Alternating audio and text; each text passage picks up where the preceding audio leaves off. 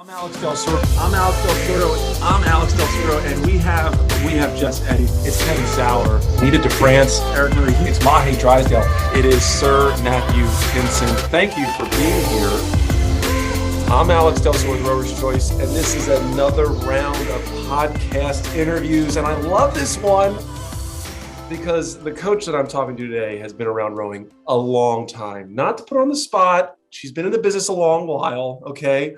But she is the head coach of Dartmouth. Yeah, Dartmouth. Really cold up there in the north. This is Nancy LaRocque, and she's been around a long time. And the good thing for me is everything that we're going to be talking about is news to me. I don't know much about her. And now everyone tuning into this is going to learn everything. Nancy, thanks for being here. Alex, thanks for having me. Happy to be here.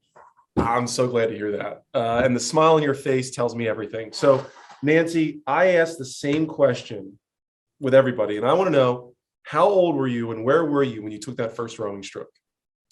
Oh, I was a freshman in college at the University of Rhode Island, and I knew I wanted to row before I even got to school. My best friend's older sister, so I have three older brothers. So as you can imagine, growing up, I desperately wanted a sister, and I wanted to be like her, and she rowed for Simsbury Crew back in the day, back in the 80s. And so I just decided that's something I wanted to do. And so I made sure the school I went to had it, and they had a club team, and there we go. Now, did you grow up in that area, like in the Northeast? Yeah, I grew up primarily, I was born in Pennsylvania, but grew up in Connecticut and then New Hampshire. I grew up junior high and high school, about 2 hours east of here, down over in Dover, New Hampshire. So this is home for you. This is home. This is like one of the bucket list of things of why I chose to come to Dartmouth. And it was coming back home was definitely one of those. So let's put you on the spot. URI freshman year, what year was that? 92, fall of 92. So women's rowing, you said it was a club team. Now they're a varsity program. Yes. What was women rowing like back in the early 90s? Was there a lot of hype, a lot of energy? Was it sort of underground? What was going on in 92? I would say it's sort of a hybrid. There was sort of this awareness of like Syracuse and Washington. I fortunately, when I started at Rhode Island, my novice coach was Bob Gillette, who was also coaching national team rowers like Jason Gales, Julia Talicki. Brian Sweener was an elite lightweight rower at the time. So I sort of got indoctrinated into this culture of like right away, like, hey, these are these high-end athletes.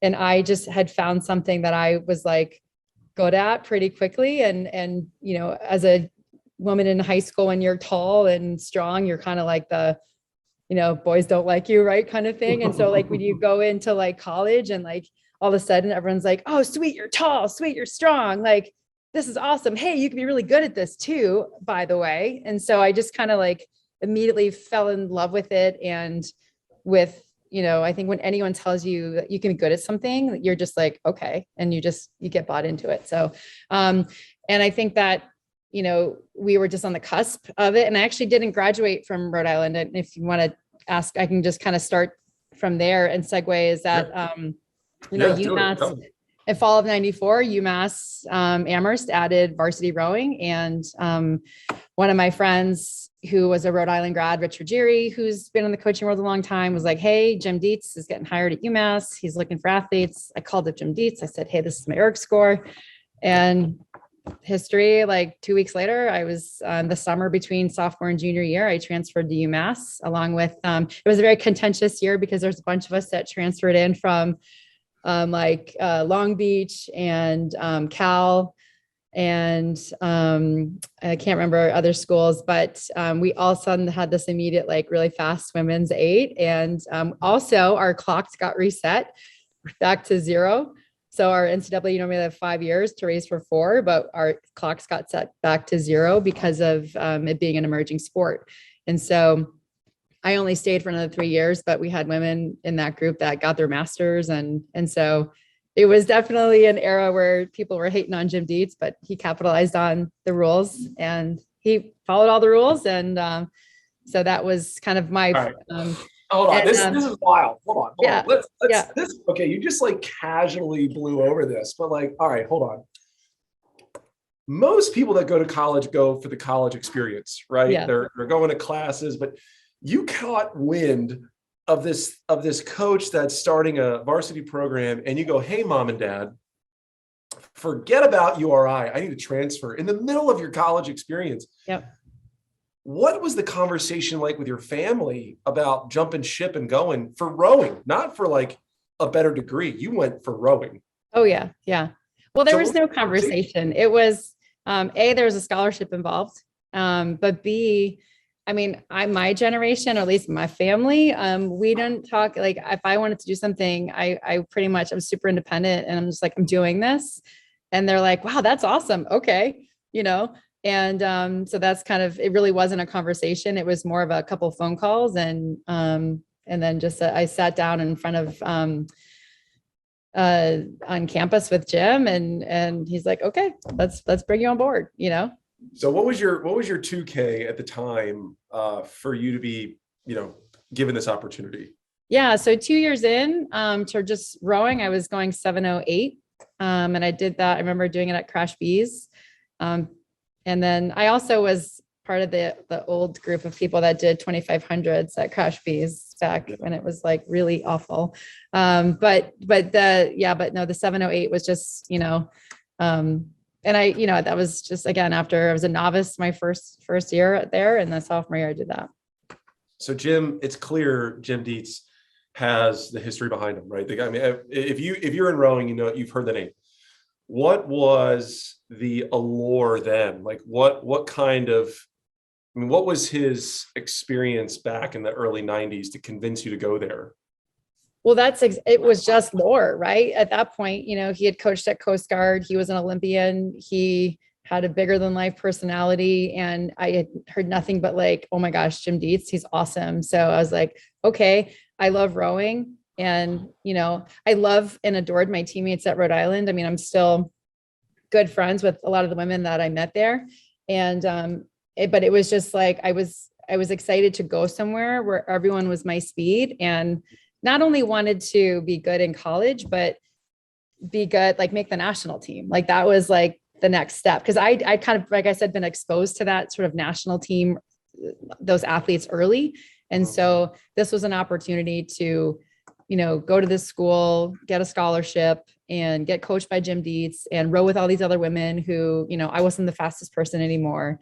And so it was just sort of this cumulative list of reasons. What kind of success did you have those 3 years at UMass? So we were, we won our conference championships. We won, I think, just about every race we entered. I remember the first year at sprints, we had a horrible race. And then NCAAs, we were in the first, 1997 was the first women's NCAAs at Lake Natoma, and we came in second in the varsity 8. And at that time, we only had the 8 as an at-large bid, so we didn't have a team at that point. But I thought that was pretty cool, being in the first NCAAs. And the funny thing too is our gift, because athletes get gifts at NCAAs. All the women got golf towels as gifts. I didn't know like, that. Sweet, this is awesome. Like, what the hell are you going to use that for? Who won the first NCAA? I think it was either Brown or Washington. I want to say Washington. I should know that. Oof. Yeah, you should know that. I mean, that should be like, but getting second place. So can you remember finishing that race and just going back into that silver medal victory? Like a lot of things, I don't remember like the race. I just remember the experience. I mean, that was like a while ago. Like we had a 20th year reunion of that boat like 5 years ago, and of that race and stuff. And but just remembering being like really proud to be there and lining up against like Brown. My friend Raj was the coxswain at Brown at the time, and she's an amazing coxswain, went on to make the national team. And what I remember is her constantly saying like, yeah, Bruno. And I was like, oh my God, shut up. Like, it was just like, she was getting to me. Right. And I just remember, Washington was just always obviously still is, like, was just such a big presence. And, but that we were there with them, and like, we were able to hang and, knock off some crews that were, we hadn't beaten earlier in our tenure. And, so I think, and that race course is beautiful. It's, I'd only ever raced on the East Coast at that point. And so I think,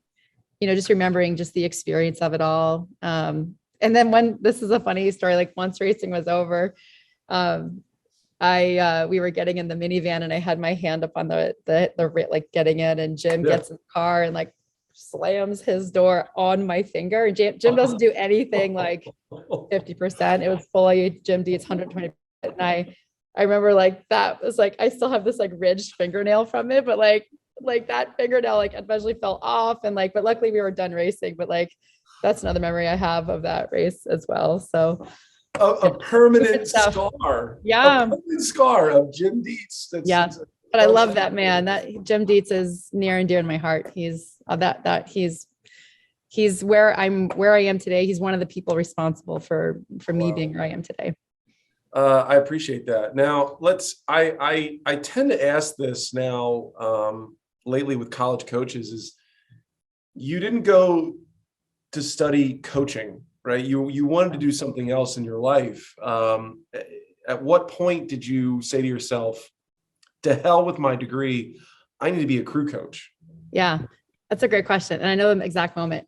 So my plan was law school. I was pre-law and I crushed it at UMass with that major. And I hadn't taken the LSATs yet, but I went to train so the Princeton didn't really exist yet. So for training camp, it was either like Chula Vista or go to Penn AC or Vesper. And so I was asked to come down to Penn AC, and then that particular year, so summer of, I can't remember, it was the 90s, I think it was summer of 97, they were putting together an 8 to challenge the 8 that was getting put together out in Chula Vista.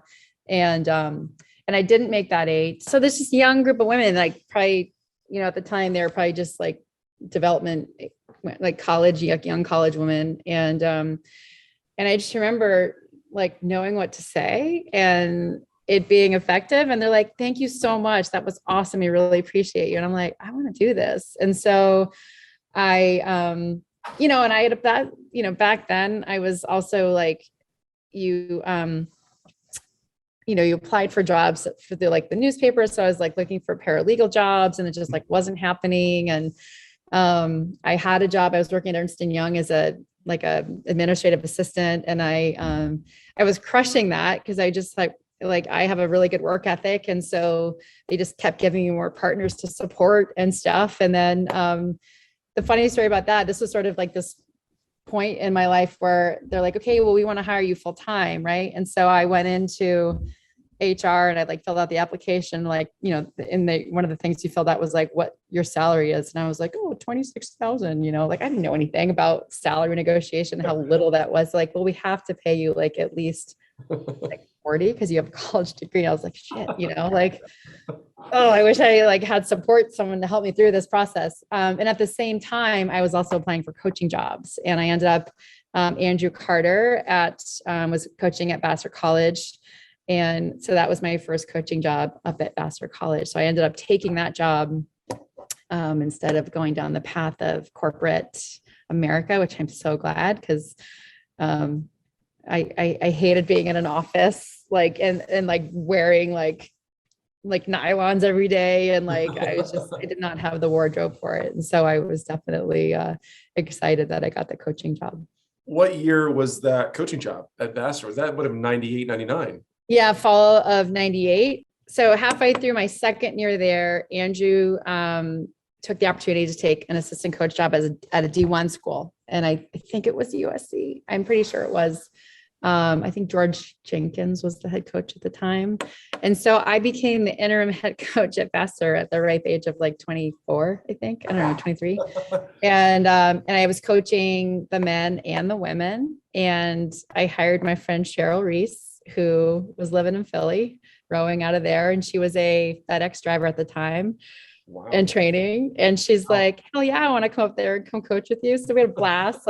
So we we finished out the year, and And then I got interviewed to be the head coach there, but I didn't get the job. And they hired Mike Alton, who's lovely.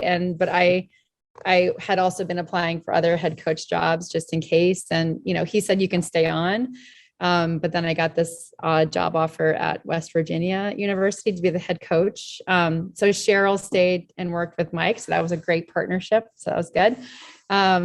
And then I took the head coach job at West Virginia. I think I was the only one that would take the salary they were paying, if I'm being completely honest, which we'll get to in a second. But I just was like, I'm kind of always been a gamer for changing my location and like trying new things and like, why not? Let's try this. So I did negotiate for myself unlike the last time. But I still didn't get, at least I asked, but I didn't get more.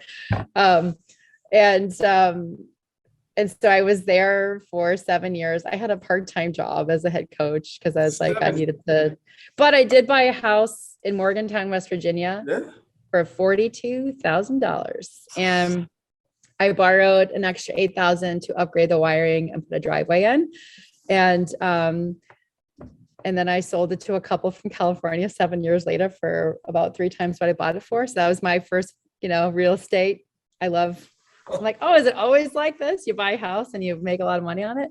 My time at West Virginia was, I call it like kind of my master's degree in coaching because while I didn't have a true mentor at the time there, you kind of like get you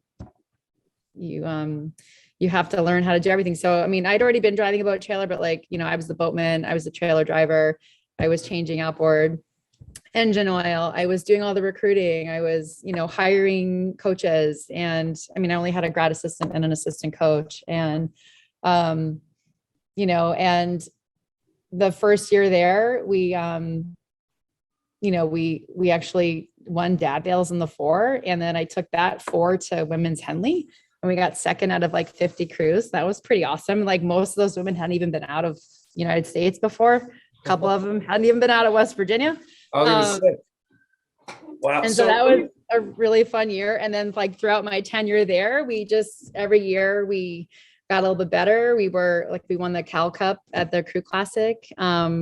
I got to work with one of my now near and dear friends. I hired Jim Mitchell as my assistant coach, and he's now the associate head coach at Wisconsin, but I've known Jim forever.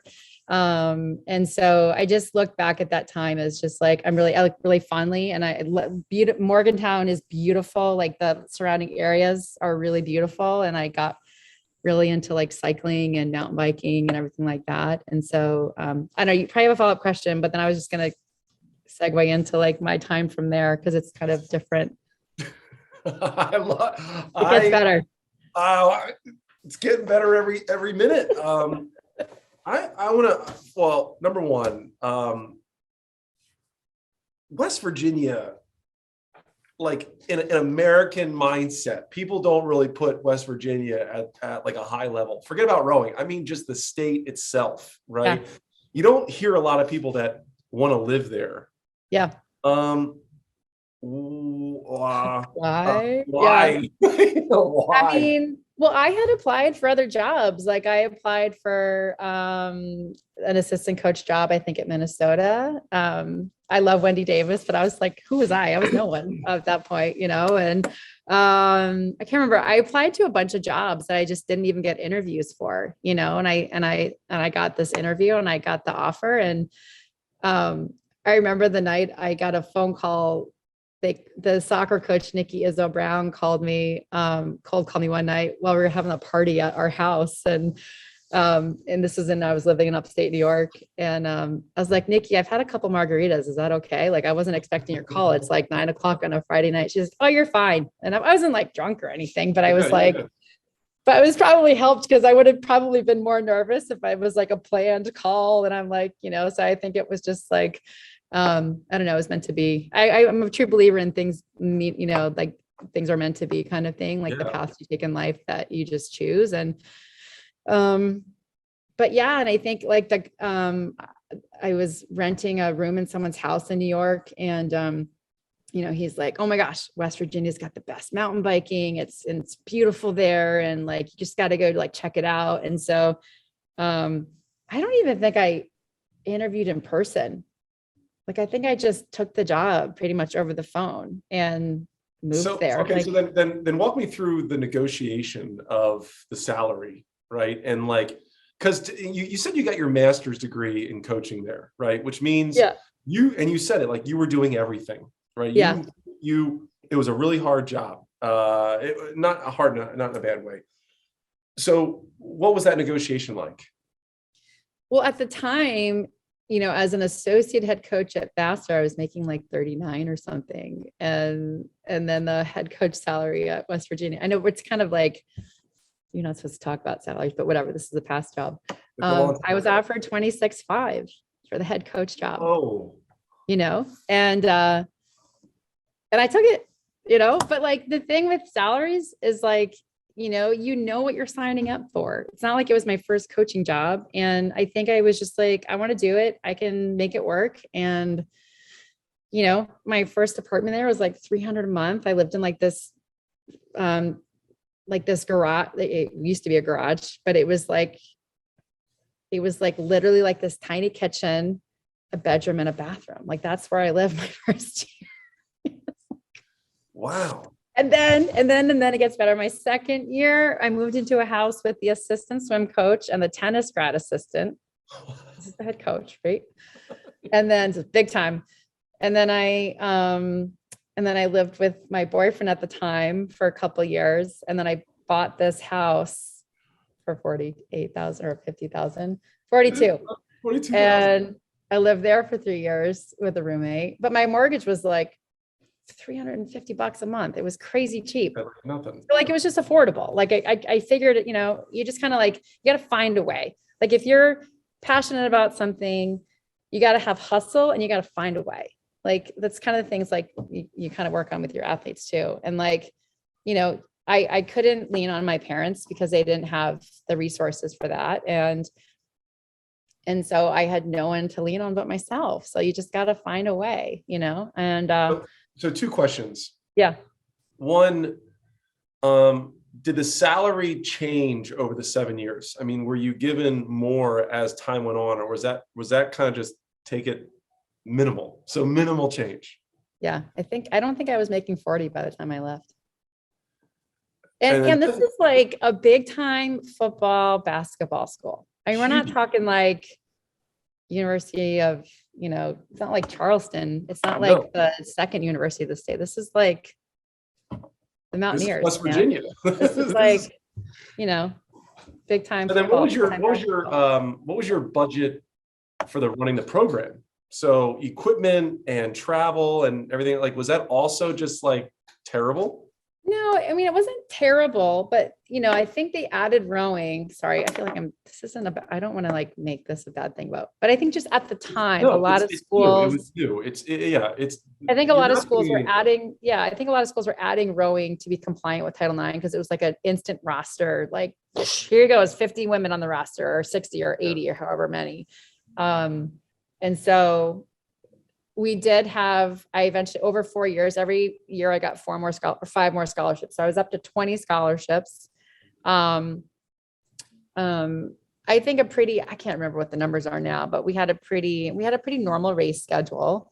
There's 1 year we went out to the Crew Classic, but it was at the end of our spring break and I had to stay at the, I'll put a plug in for the youth hostel at Mission Beach in California. Is lovely, clean, and had a big kitchen. And so we would make meals every night, and the girls, it was just like bunk beds and really clean bathrooms. And so like, we made it, like I could make things work with the budget. Like I just was like, how can we be creative?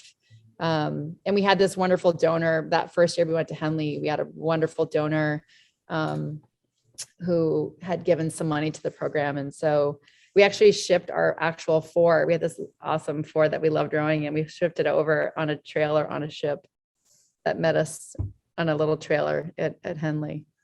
So that's beautiful. Now, the second question is, and I don't want to like create any weirdness, but did you think gender ever played a role in that? Like if there was a a man at the time that would have been, or was it purely based on the fact that it was like, you didn't have a whole lot of experience? Does that make sense? Because I don't know much about early 2000s coaching decisions back then at the collegiate level. I mean, I think probably it was very much like the athletic director didn't know my name. You know, it was like that kind of like, I really think they just were like, just here, go over here. And it was sport based. It was more like sport based. It's like, who cares about numbers and like, you know, I don't think results matter to them, and they matter to me. And like, we were doing well every year, you know, it's like, and I think that, look, I don't know, you know, they hired Jimmy King after me. I have no idea what Jimmy makes. And I do know the next highest paid coach, because you could look it up, was making like 60. And so this is where I get to like year 7 and I'm like, okay, I just tired being tired. I've put in 7 years here and I want to see what else is out there. And so are you ready for that next story? Or do you have more questions? Because I literally don't know. I can't really speak to, you know, I pushed, and, you know, the same thing with my assistant coach salaries. They were equally poor. And I wish I could have had Jim stay, but like, he's like, I literally can't make this work. He was making way less than me. Right. And so I lost a really exceptional assistant coach, you know, and they're like, well, we just can't do it because then we have to bump all the other assistants up. So, I think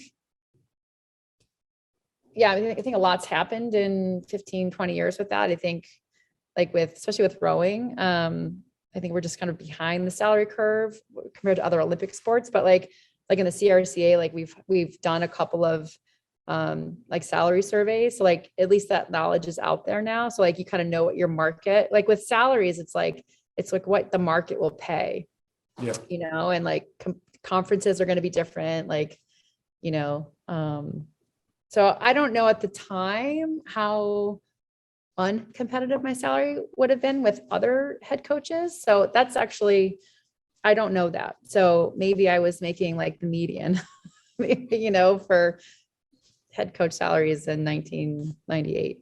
Well, you sure sacrificed. Now, I think you went to Wisconsin after this. Is that right? No, I got out of coaching and I got a job working at Specialized Bicycles out in Morgan Hill, California.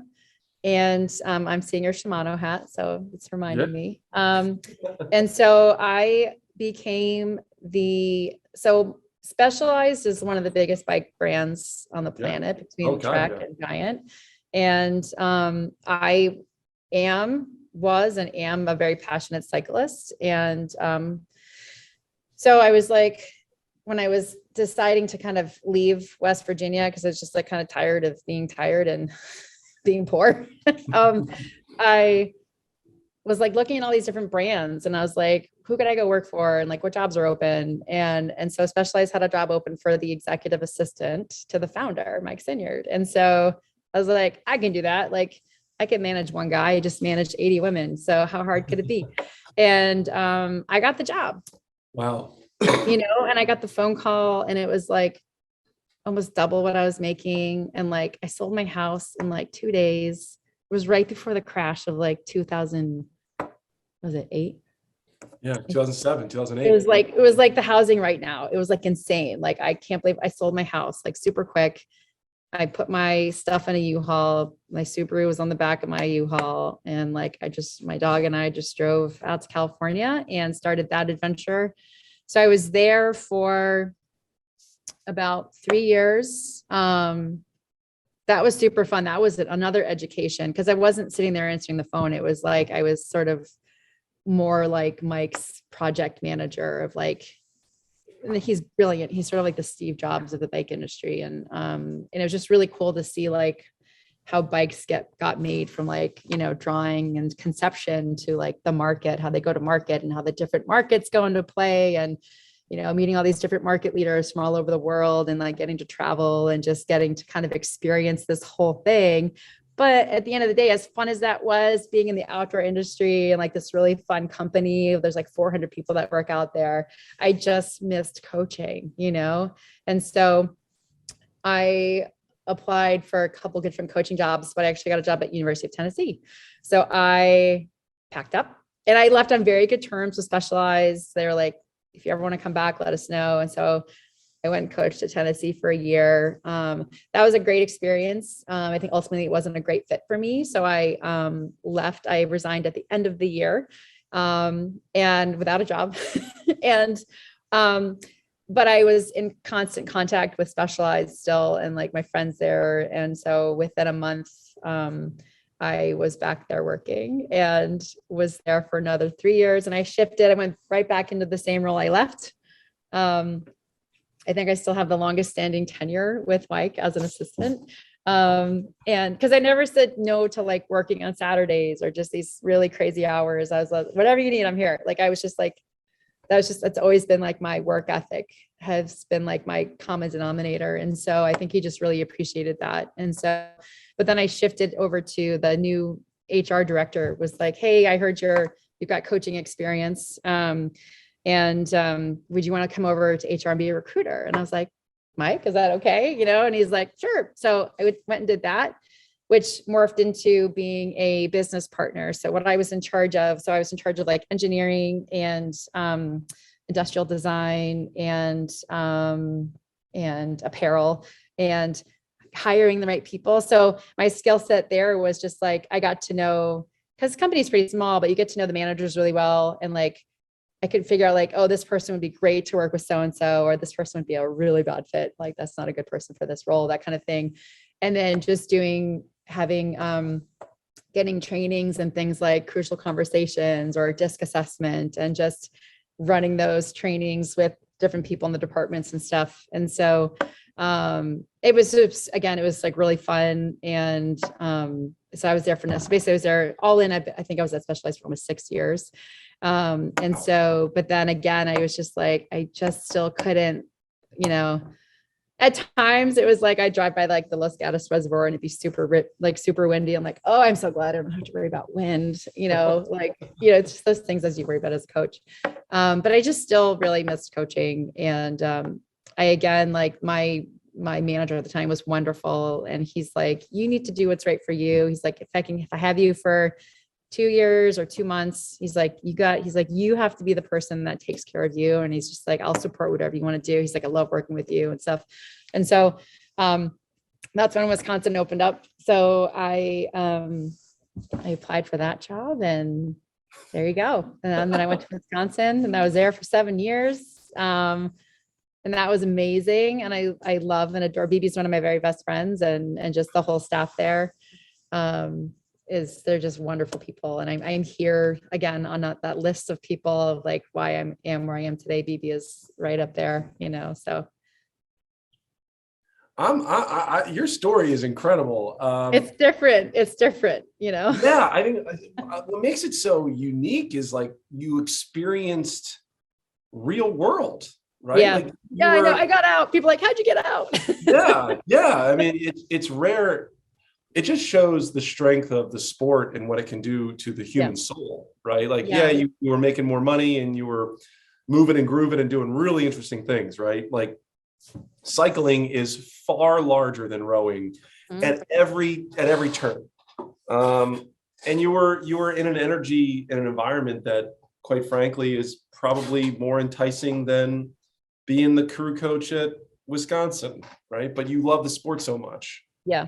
That you just couldn't leave. So obviously BB's the head coach. There was like a varsity assistant coach position came on. Yep. So I was the freshman coach.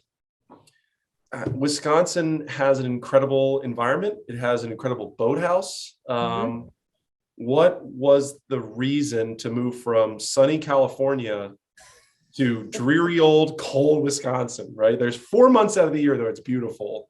I know there's great cycling, there's great outdoor stuff to do, but like what was so enticing about that job? I think the opportunity to work with BB, like have a true mentor again, because like my first couple of years of coaching, or year and a half, I was with Andrew, who to date is still one of my phone calls when I need help on something, right? Sure. Rigging, training, or just to like need a therapy session. And, but I hadn't had I wasn't able to be in a position where I could really learn. Like at West Virginia, I still would go to the US Rowing Conference every year. And, I still remember, Kevin Sauer, who is one of my favorites. He came to we hosted a regatta once, which was a total shit show, but he showed up, and I remember Clemson showed up, but I just didn't have those people in my life every day. Right. So I was just excited to, work with BB, and kind of be an assistant and be able to sort of get that side of the things and not just be in charge of 800 things, and so, plus, I mean, the boathouse is ridiculous. The campus is awesome. Madison's a really great city, and it actually, there are a lot of sunny days, believe it or not, in Wisconsin. Some of them are just really cold, but it's sunny, and so it was, and again, it was just my whole, I've been this not nomad by any stretch, but I was never afraid of moving somewhere new and trying someplace different. Cause why not, Yeah. I mean, it's available. Two big time football schools, which is wild, right? WVU, Wisconsin. I love that. Big campuses, but then 7 years. Now you've been at Dartmouth 2. When this position came available, how hard of a process is that of going through that interviewing and negotiations? And I mean, how hard is that at that level? It was, sort of hard and easy and hard and easy. It was, well, first I wasn't looking, and so I got an email from BB that's like, hey, Dartmouth is going to call you. She's like, I don't want you to go, but Dartmouth is going to call you. Okay, hold on. I want to know more about that. So, yeah. So they were seeking you, or maybe someone called BB and said, hey, is there anyone you suggest? I think they were sourcing candidates. And so they were just calling, they probably asked BB first, likely, and she's, was probably like, no, I'm not looking. And so, but she's like, you could, because at that point I was the associate head coach. And so yeah. And so I just was like, okay, I'll talk to them, but I love, they're my family. I love, BB and Jim and Jim Mitchell and Carly Laney, who's there still. And Desi Madison was still there as a lightweight coach, and Monica Whitehouse. And, and it's just it's hard when you spend so much time with people that you really enjoy and you truly love and you respect. It's hard to leave that, and so it's sort of leaving the nest, because I had a very carved out role of I was the recruiter. I had my little recruiting travel, and I had my setup. I had my office. I owned a home there, and my fiance still lives there. And so there was a lot of things going against Dartmouth, right? So that's the hard part. But the easy part of the negotiation was if you guys want me, this is what you got to pay me. And because I was I don't have to leave, I'm really comfortable. So, but on the other side of that is, I know eventually, I want to be a head coach again.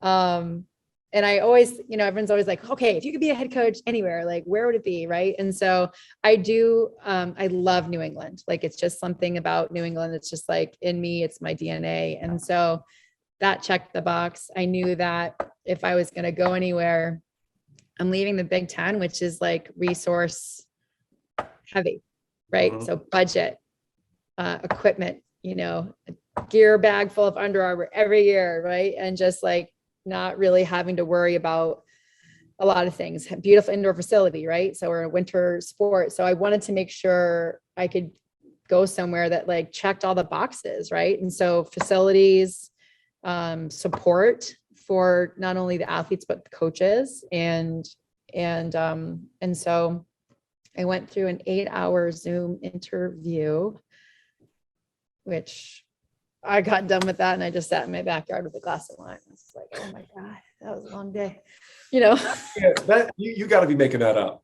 No, I swear. I didn't step foot on campus until after I signed my contract. Well, this is pandemic. I mean, you interviewed smack dab in the pandemic. Yeah, I interviewed, I think it was May of 2020. And but it was, it just seemed like, again, like I think things happen for a reason. And when the job came open, Kelly Harris was the interim head coach. And I remember I texted her, I was like, hey, good luck. I'm sure this is a formality through COVID, but and then she and I did have a conversation later. I said, I just want to make sure, I wasn't like gunning for this job. And I think it was just bad timing for her and just how she took over the role and stuff. But I don't want to get into that too much, but I just as peers, I just felt like I wanted to be respectful to her because she did put a lot of work into the program from where they were at the time. So, I remember my fiance and I like to go to Colorado. So we were, I had accepted the job and I was going out to Colorado, and my amazing friend, Mary Browning, who's also was a rowing coach back in the day and was just the regatta director at the Big Ten Invite this last weekend. I was like, Mary, I got to sell my house. And she had it staged and things fixed. And in 5 days, my house was sold. Wow.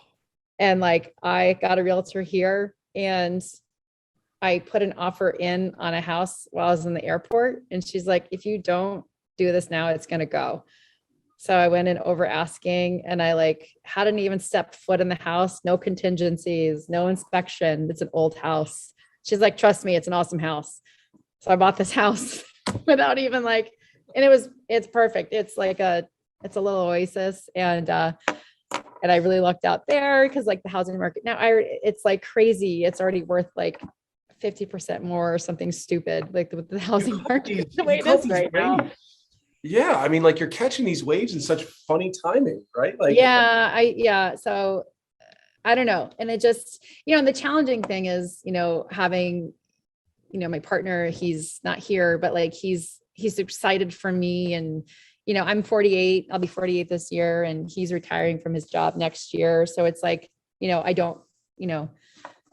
I don't have children. He does. It's just this, we're figuring it out. It's hard as hell. It's challenging, but we make it work. And we know down the road, we'll be together, but I am so busy. It's just wake up rowing all day, go to bed, wake up rowing. It's all I think about, all I do. Right. And so, so tell me, I'm interested to know the workload that is at Dartmouth, right? So you have this insane network of support at Wisconsin, right? And then you had no support at West Virginia. Mm-hmm. So where does Dartmouth lie on that spectrum of workload, support, the whole bit? Yeah. So there's, it's different. In fact, there's no scholarships in the Ivy League.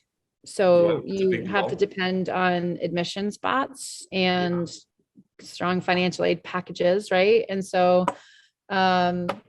we also everyone else outside the Ivy League has 4 full-time coaches and a graduate. Most programs have a graduate assistant coach, and the Ivy League only has three full-time coaches. And so, which is something I'm not really sure why. I think there's other sports that sort of follow suit with that in the Ivy League. Some coaches don't have the full gamut, but they have a part-time coach instead of a full-time coach. Yeah, right. But in terms of support, I think that it's a good place. And I think that, we've already been through, I got hired by one AD, and then there was this, I remember I was on a phone call with Wyatt, the men's coach, and myself and our sport administrator. This is right after I was in the car driving somewhere, and I was like, hey, did you guys hear that Stanford just dropped men's heavyweight rowing and women's lightweight rowing? And 30 seconds later, our sport administrator is like, yeah, so we're cutting 5 sports and one of them's lightweight rowing. And I was like, shit. And so then there was this whole, and this has all been out in the news. I'm not telling you anything. Yeah, no, I know. Yeah, no, yeah. Unfactual, but like, and so then there was just this whole Title IX stuff. And so they have ultimately, it was men's and women's swimming, men's and women's golf, and men's lightweight rowing. Yeah, so, a lot changed then. Yeah. And so, you know, they reinstated those sports. That AD resigned.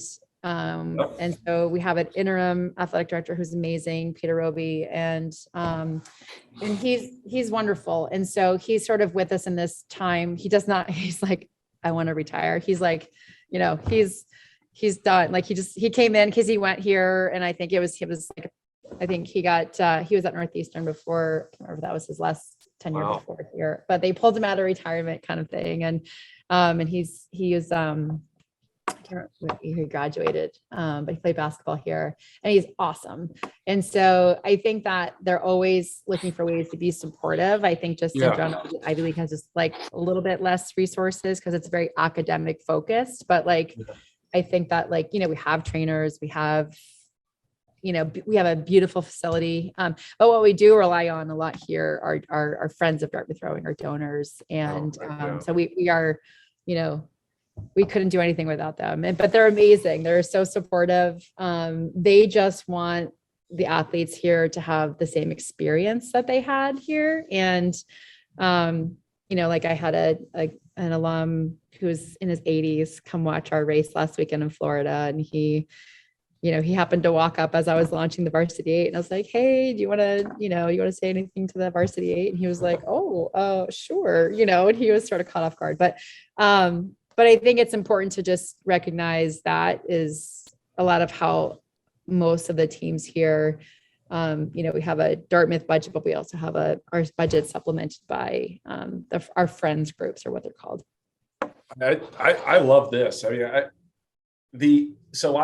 I took a tour of Dartmouth before the pandemic. So 2019. You guys had that new boathouse being constructed, right? Mm-hmm. So it was like, I saw it being constructed. Is that completely finished? Yeah. Is that ready? Mm-hmm.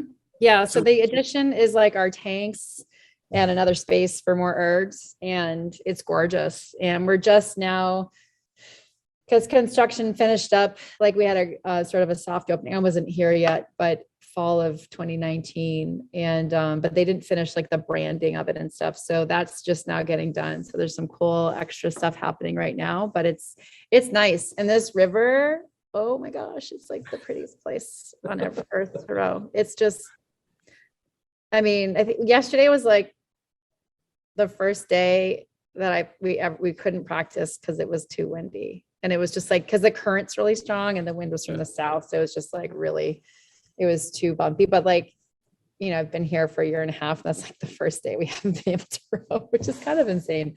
But it's normally just flat, and it's just, we have epic amounts of water. And the lightweight team and the heavyweight team are both really good, and they're run by great coaching staffs, which I feel really lucky that we're a part of that. And you know, White Allen is the head coach, and, you know, he's an Olympian, and he's built that. I look to him because as an example, because like when he came in, like he had made a huge shift with the program. They were really fledgling. And so he took it over, and, you know, now they're just crushing it. And he's got a great staff with Al Monty and John Graves just came on board. And then the lightweight staff is Dan Rook, who is just an encyclopedia of knowledge, and with rigging and training. And then Trevor Michelson, his assistant, is just him in a 32-year-old body. Like he's like, he's the epitome of a rowing geek. And I love it because he can like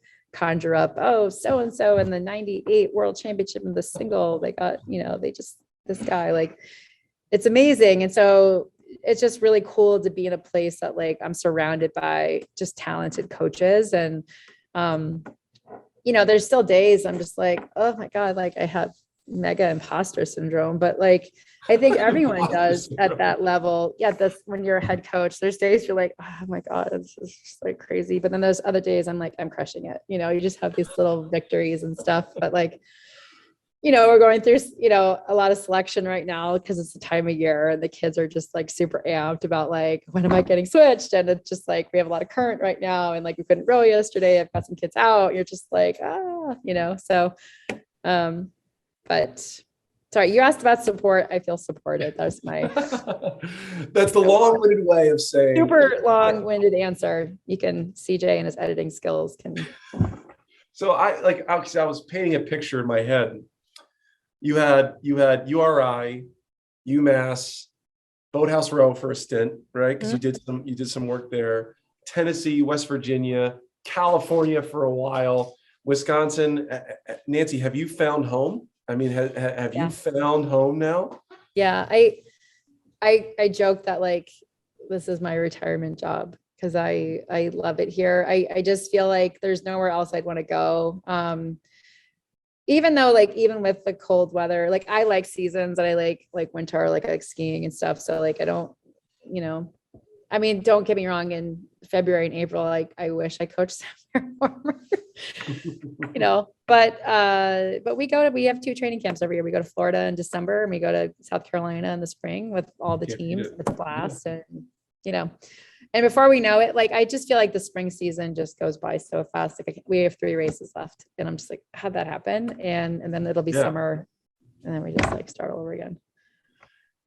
Nancy, I have had a blast learning about your career. I think the thing that I value the most in all of this is what I mentioned earlier is like you left and came back again to the sport, right? It just shows how much you love and appreciate what it does for human beings, like what it does for a person, right? And here you are, your retirement is being the head coach of a very large Ivy League program. That's a big deal, Nancy. And I love that. It's exciting, and I feel like I'm one of those coaches too, that I tell the kids that like, part of the reason I like it so much, the job, is just seeing their growth and development. Like we just had a coxswain join us. Her first day of coxing was spring training camp and it was like freezing and it was windy and it was pouring rain and the look on her face was just like, what have I got myself into? And then 4 weeks later, I mean, luckily I have 2 great assistant coaches. One of them coxed at Yale and Hannah Malzahn, and then Merritt Denham is my other one. And so Hannah coxed at Yale and I'm like, you are the coxing coach. And so she took this gal under her wing and Olivia just coxed our varsity 4 down at the Big Ten Invite and she got into the boots first. She straight down the course. She called a great race. And now she's this, like, she was really shy and didn't say a whole lot, when we first started. And now she's just like this little sassy pants. She's just like, all right, hands on. Da, da, da, da. And she's like, so I just like that to me is like the epitome of like, this has changed her in like the best way possible. And it's just like, so cool. But then I have tons of those examples. Like we won the 3rd session of the 2v8 and one of the gals in the boat was like, that's the first race I've ever won.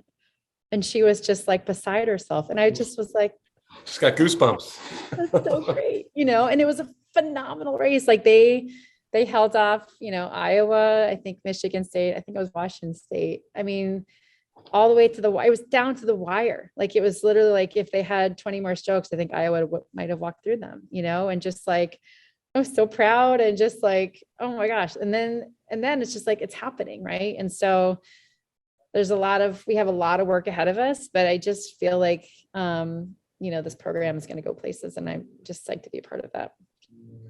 What a perfect way to end a fantastic podcast. Anyone that survived the hour long that we had here should get excited about Dartmouth rowing. And if you're tuning in and listening to all of this, if you want to get a hold of Nancy, we're going to put a way in there. There's a links involved that if you want to get a hold of Dartmouth rowing, she's the person to talk to. Nancy, number 93 on the podcast for us. I had so much fun. I hope you did too. Thanks, Alex. I really did. Thanks for the conversation. I appreciate it. And tune in more. Each week we have another podcast. Thanks for being here.